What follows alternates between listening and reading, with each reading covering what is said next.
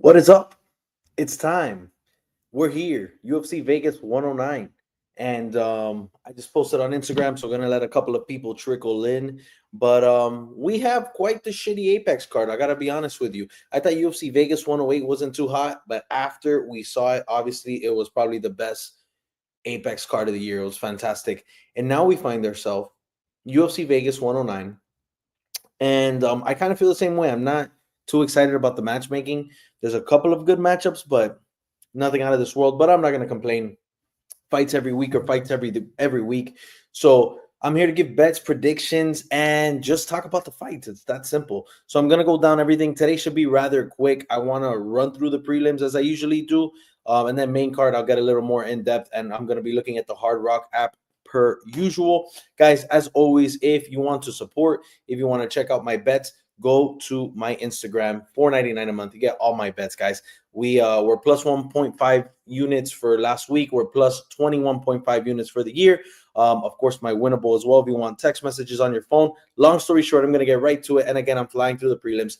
Starting off, Cody Brundage, Eryk Mechanico. Guys, this fight's kind of messy. I'm not gonna lie. Cody Brundage started off as the underdog.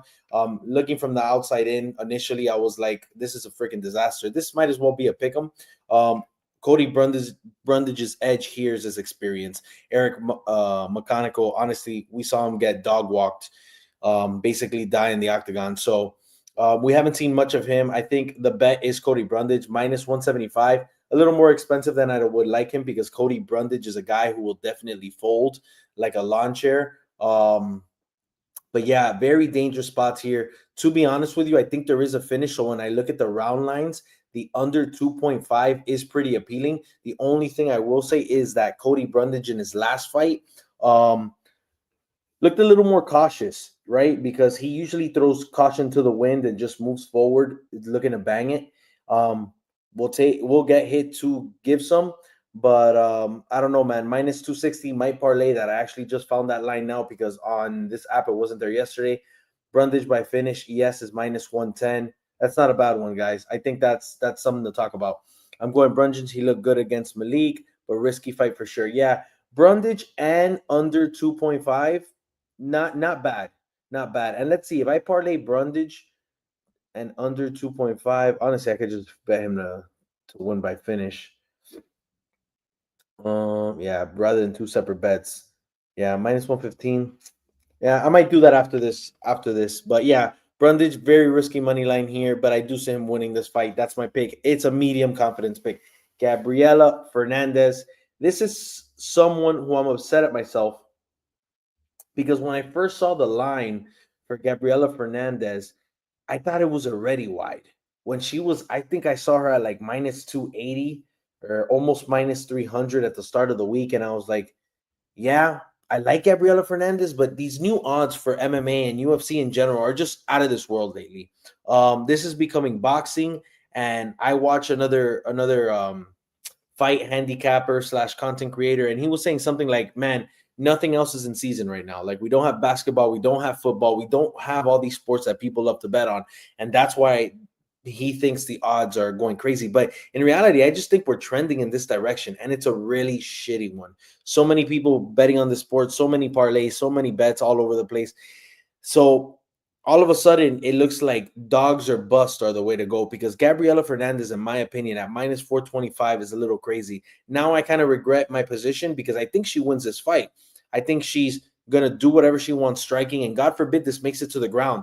As long as she's very weary, as long as she's very um taking low risk with her movement, right? Taking care, taking elbows in, just trying to get the hell out of whatever the heck Sterilenko is gonna try with her. Because honestly, that's all suburb bust here. I mean, Gabriela Fernandez shouldn't lose this fight on the ground or standing. If she does lose, she gets caught in some sort of freaky submission. But I like Gabriela Fernandez. I think she could even like maybe end up mounting Sterilenko, landing like a good elbow, beating her up on the ground. But I think she possibly knocks her out. Just is so much better than her. So the round line here under 2.5 is minus 165. So the bookies think so as well. I don't think that's a bad one, but yes, a little risky. It's female MMA. Gabriela Fernandez, knockout or decision would be my move.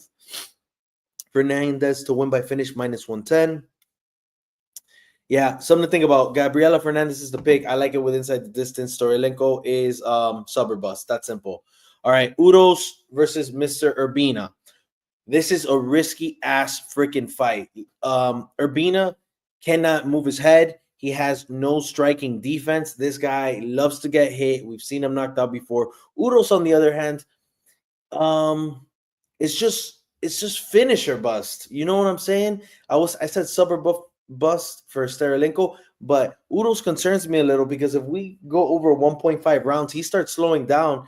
I feel like this could be Urbina's fight. He mixes in the grappling. And it just gets weird. The pick is Uros. Urbina isn't that good. I think Medic will knock him out in the first. I think so too, man. I think Uros by finish is not a bad play, but if Urbina somehow is durable and gets out of the first round, guys, this might get a little dicey for us. But the pick is Uros. And another thing, at -350, I guess with the odds how they are, he's not a bad parlay. Not a bad parlay. And then I guess you take him by finish. All his wins are by finish, if I remember correctly. Uros to win by finish is -240. I think that's fair. I think that's a fair assessment. Hopefully, Urbina can't get the takedowns, but I think Uros has enough takedown defense to get away from that. Next up, Jocelyn Edwards. Guys, Jocelyn Edwards, when I saw this matchup, I hesitated as well because Priscilla over there is pretty much a tough son of a bitch. She'll throw hands. She doesn't care. Another one, caution to the wind. She's looking for the finish. She wants to strike, and we've seen that she's a dirty ass fighter. If she's in trouble, she's gonna try to eye gouge. She's gonna fucking hit you in the crotch. She's gonna do whatever it is. Is it gonna be a no contest or a disqualification? Absolutely, but she's gonna try it. Man, it's simple. Justin Edwards a better fighter, more technical. I think she has way more to offer on the ground. If Justin Edwards grapples in the first minute and a half, I'm going to feel so comfortable with her winning the fight. Wait for a takedown. Justin Edwards goes for a takedown. Watch the live bet. Just fucking go for it. But either way, striking, I think Justin Edwards is better. And I think if she keeps her distance, doesn't let Priscilla bring her into a dogfight, just kind of draw her in and they get into like some dirty clinch or just like standing there like Max Holloway at the end of a fight, I think she should be fine. She needs to keep her distance. She needs to be strategic. Go for a takedown or two. I would love to see her get a sub. I think that would be pretty cool. I think the finish is live. I threw Justin Edwards by finish at plus money into my long shot parlay. I left it as a finish and I didn't commit to the sub or the knockout because I could see a nice Justin Edwards kick. We saw what she did to Chelsea Chandler, but I could also see her take down Priscilla, all of a sudden mount her, land something, and just do whatever she wants with her. So I could see a club and sub. I could see so many different things, but Justin Edwards the pick. And as the week goes on, I get more comfortable with the idea of Justin Edwards winning within the distance. So not a bad bet. Let's see the round line. Round line. Over 2.5 rounds, -210. Under is plus 155. So you saw it here. The bookies think it makes it to decision. Edwards sub low key. LOL. Priscilla coming in on short notice too. Yeah, and the reality is Priscilla just looks like shit on the ground. Quite frankly, if we don't see like extreme improvement in this fight, she sucks. She sucks. Justin Edwards will do whatever she wants, but Priscilla's one tough son of a bitch. I'll say that again and again. It's just a reality. Elijah Smith, Toshiomi Kazama. Guys, Toshiomi Kazama looks like he should really be a great MMA fighter. He has that look. Like he's like built, shredded, Asian, mean little look, clean haircut. I'm like, I see this guy and I'm like, oh, future champ. And that's pretty fucked up. But not only that, he kind of sucks straight up. I think there's levels to this shit. And Kazama doesn't have too much time in the UFC. Elijah Smith is really good. And I'll tell you something, his contender fight against that tatted face guy, Tao, I believe his name, Tua Tao, whatever. He gassed out, man, but he was putting on a freaking clinic. And we all thought Elijah Smith was going to go in there and put on a show. And he did, but I was a little worried about his tank. Fast forward, he fights Morales in his UFC debut, and he looks fucking good. At the end of the day, this is a guy going from the regional scene, has a lot of hype, comes up. Yeah, they're smaller guys. They're bantamweights. He's not going in and killing everybody. But in a fight like this, Kazama has to find a way to get the grappling involved.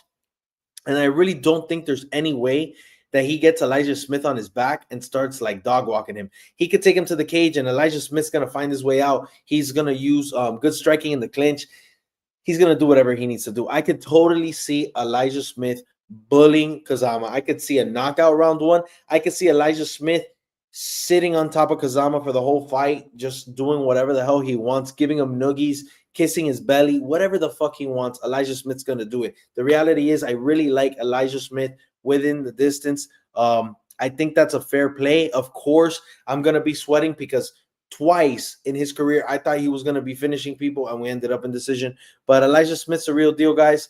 And I like him by finish. The problem is it's at minus 260. So a little risky, but not a terrible bet. He should get it done. Fight to go to distance. Yes, it's plus 300. That's I don't trust Kazama for that, man. And then of course Elijah Smith by knockout minus 230. Let's see the round line for you guys. Under 1.5 is minus 130. A sneaky play is over 1.5 at plus money because Elijah Smith might need to get into his groove to get him out of there. But that's guys, Elijah Smith by whatever the hell he wants, by Noogie, by Wet Willie. All right. Julius Walker, Raphael Sakara. This is just like Uros Urbina. I see this matchup and I'm like, dude, I don't even want to break this shit down, dude. Guys, I made a stupid freaking decision, and I almost want to apologize to my subscribers because I don't want to take bets back. I've done that before, and I hate freaking doing it because I know people can't cash out like I can in some apps and websites. I bet Julius Walker first round knockout.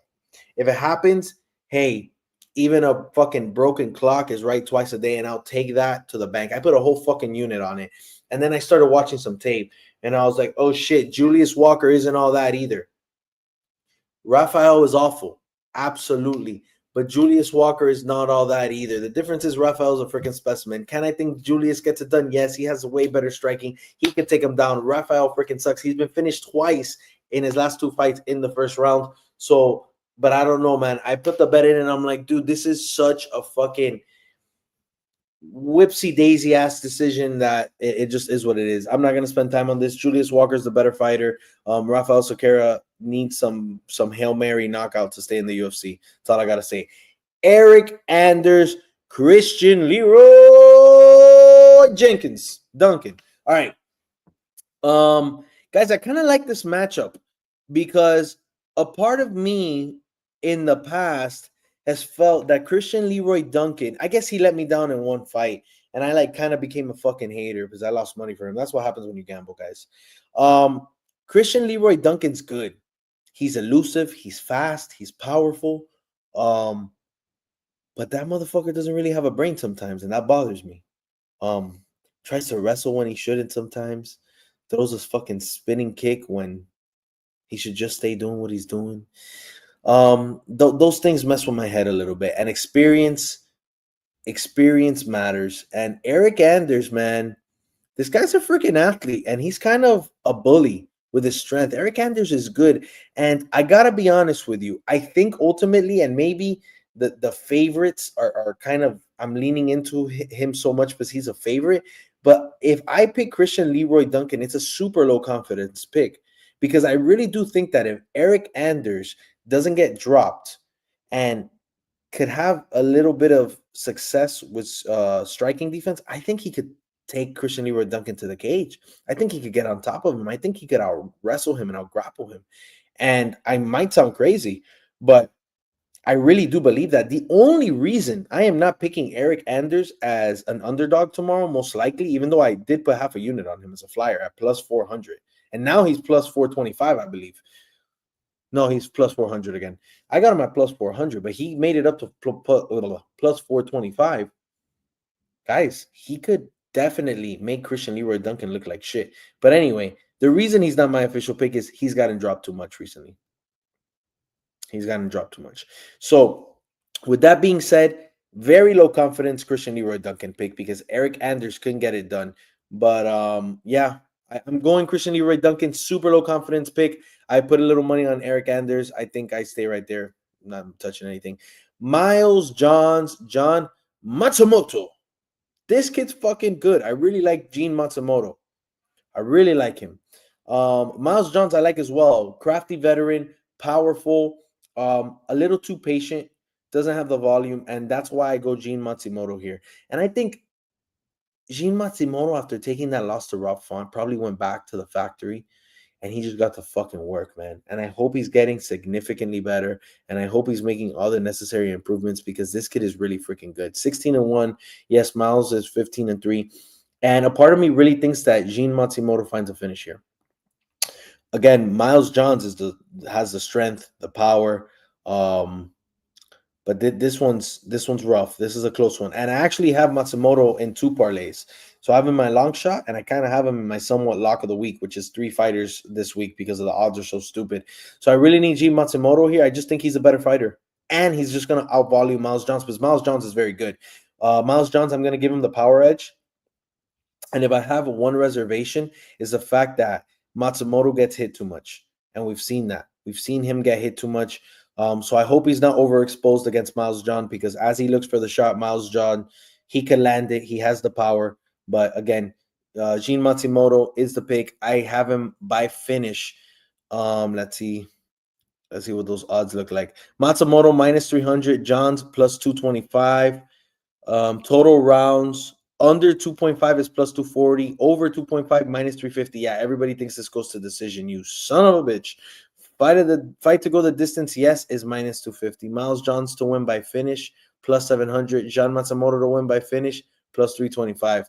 Yeah, man, I took John Matsumoto to win by finish, plus 325, and I threw that in my long shot, so gave me plus 325. It's a tough one, guys. Really tough one. It might look closer than how I want it to look, but yeah, man, that Rob Font fight, I really think he got robbed, man. He has the volume. Let's move on.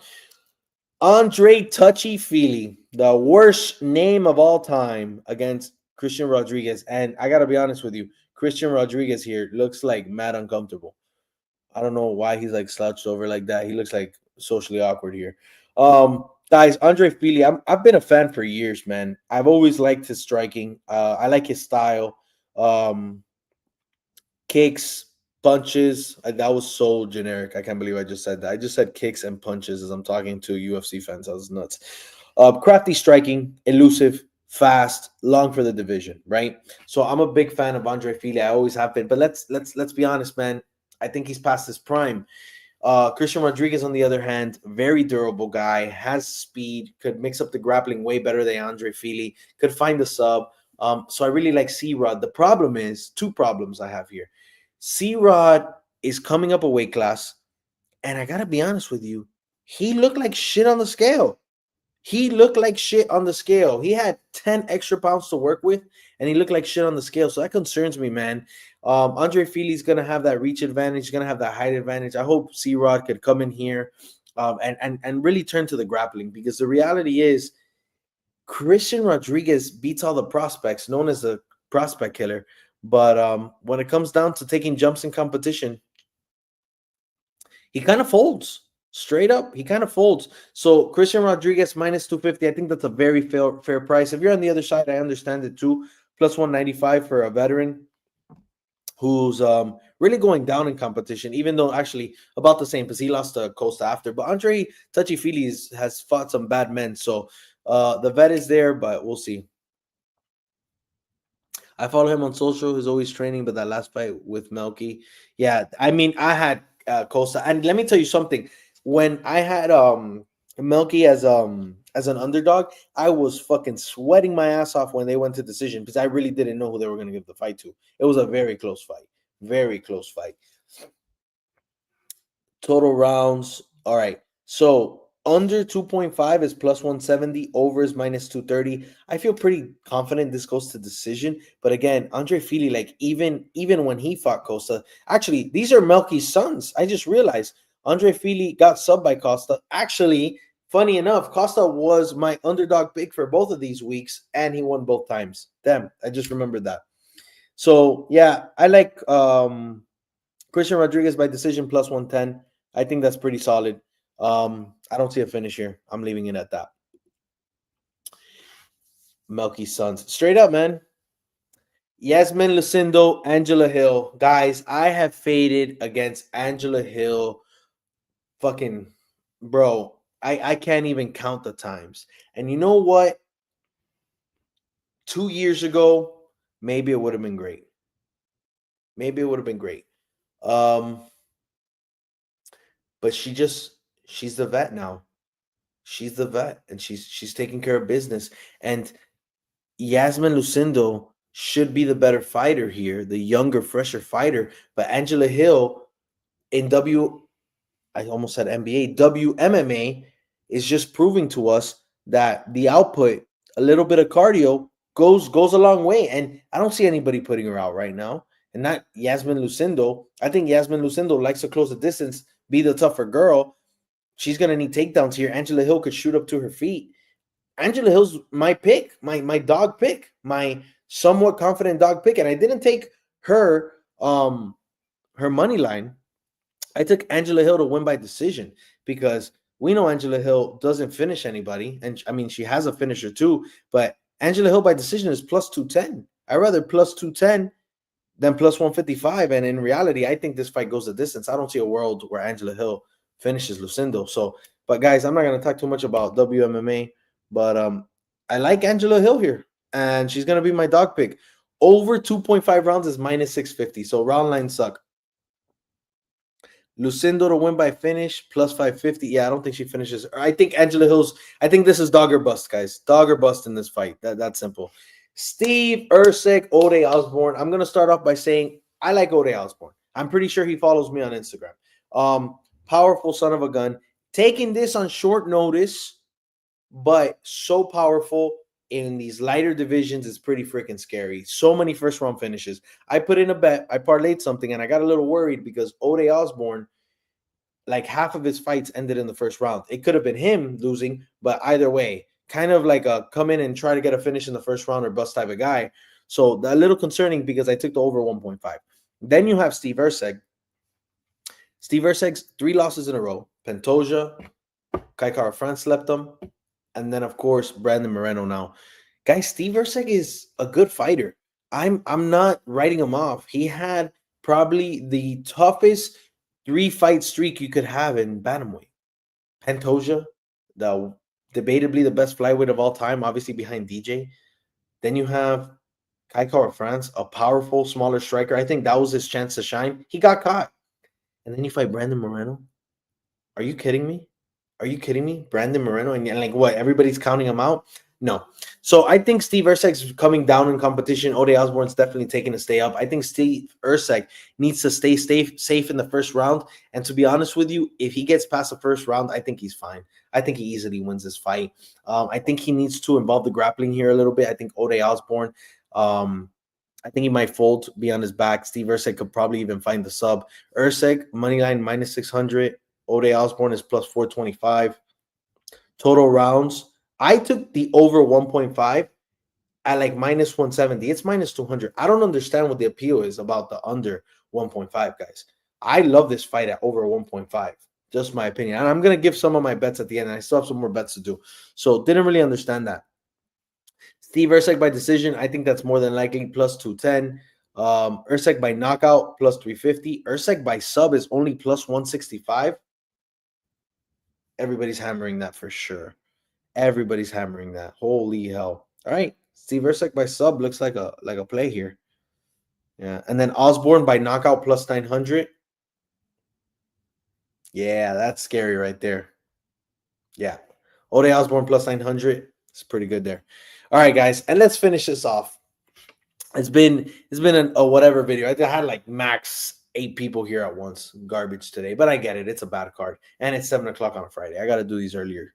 Guys, the main event of the evening: Roman Deitz coming in as a plus 250 underdog.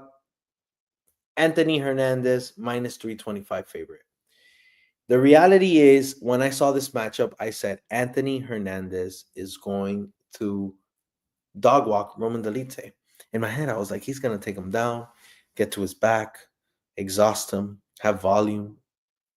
But then I really got to thinking, and I threw Fluffy in a couple parlays as well. And I'm like, oh, shit. Fluffy's somebody who I've gotten less confident about as time goes on. Because Roman Dolidze is really freaking good at grappling, and he's very powerful striking. And my concern is him catching Anthony Hernandez. That's a reality. And then Fluffy taking him down, I think Roman could do good work off his back. So Anthony needs to be really careful. And, Anthony finds subs. And I think there's a world where Anthony could even find the sub here. But Roman is no slouch. And I just think minus 325 for Fluffy's a little insane. So this is what I'm going to say about this fight. Fluffy needs to get out of 10 minutes of Roman Dolidze, because I think Roman Dolidze is going to pack a punch. I think he's going to be very dangerous in the beginning of this fight. And I don't have a reason to believe Fluffy can't take his punches, but there's no need to test your durability against Roman. And then after round 2, I think everything goes towards Fluffy. I think he could win round 3, 4, and 5. And this is going to really feel like Umar Nurmagomedov versus Merab. Umar won round 1 and 2. And then 3, 4, and 5 are close, but Merab took him, and then he gets the nod.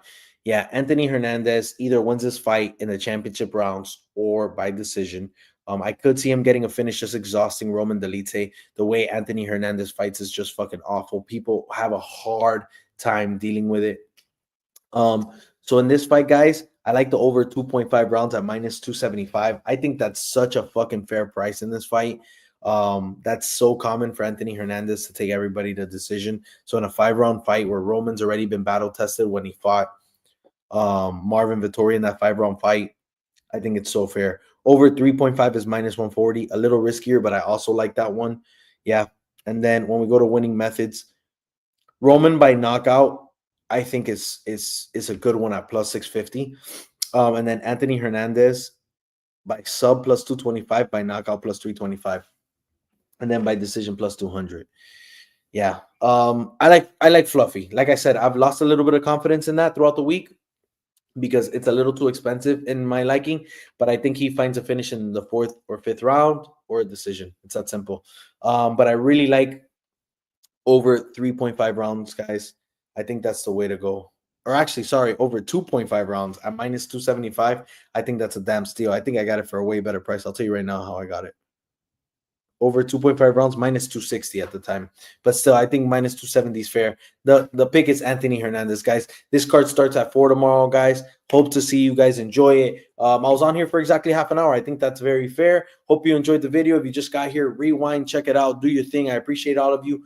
If you'd like to, go support me on my Instagram, subscribe, $4.99 a month, or go check out my Winnable. I appreciate you all, guys. I really like the long shot of the week, so go check that out. Always a pleasure. See you later.